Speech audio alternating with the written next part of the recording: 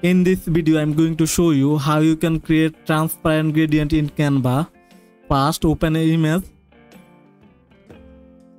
After that, go to the elements and then select the shape. Now go to the colors. Scroll down and go to the gradients and select this one. Now go to the top and click on add new color and then select the first one, and you can change the color from here. Now go to the second color and then you can change the second color. Now you can decrease the transparency. Now you can resize the shape. So this is how you can create transparent gradient in Canva.